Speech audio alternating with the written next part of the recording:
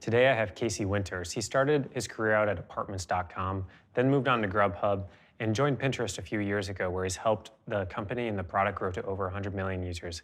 He has a ton of experience in acquisition channels, particularly the B2C SEO loop that we talk about in lectures. I'm really excited to have him here today to talk about that. Welcome. Thanks. To start off, I'd love to talk through a scenario where if you were dropped in as a VP of growth of a company and you were tasked with basically constructing an acquisition strategy. Walk me through kind of step by step what the process would be in kind of constructing that strategy. Sure. I have a framework for how I think about growing companies, like no matter kind of what the size. And there's 3 phases for me that I usually think about.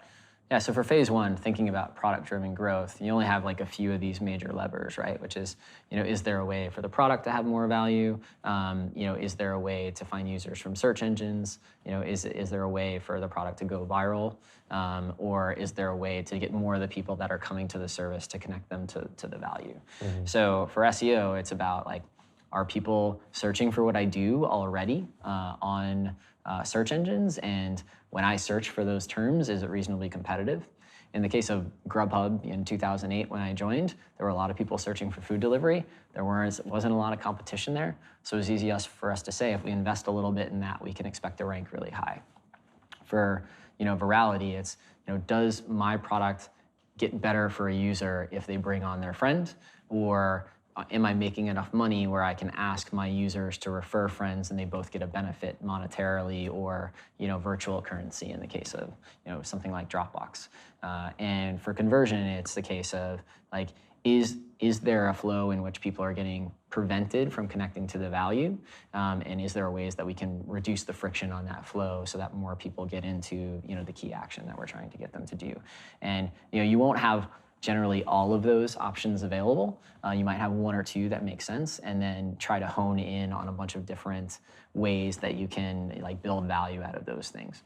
Yeah, interesting. So you mentioned that there's only a few of those options in kind of this phase 1, the product-driven growth, sort of this B2C SEO loop and the viral loop. As you kind of look forward, do you think those as channels are becoming harder or easier?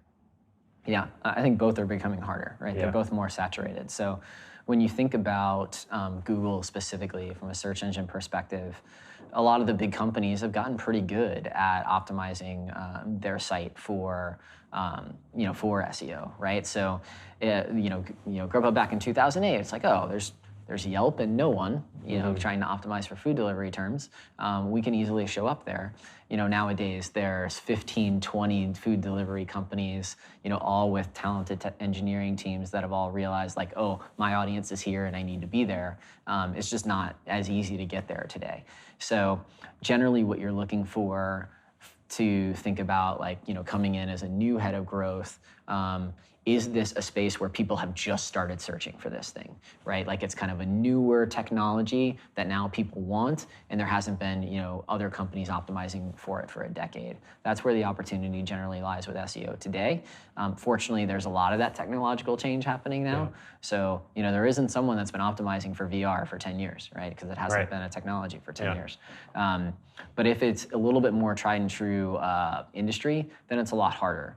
That said, it's not impossible. And when you think about like song lyrics, that's something that since the early 90s on the internet, there have been sites that have built businesses around SEO, showing up for when people, are searching for like the lyrics to the latest Drake tune or whatever.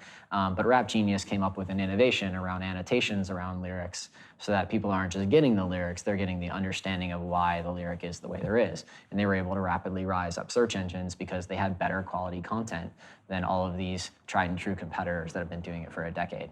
So the opportunity is still there with SEO, but you might need more of a product innovation to have a chance if it's something that's a very saturated space, as was the case of song lyrics.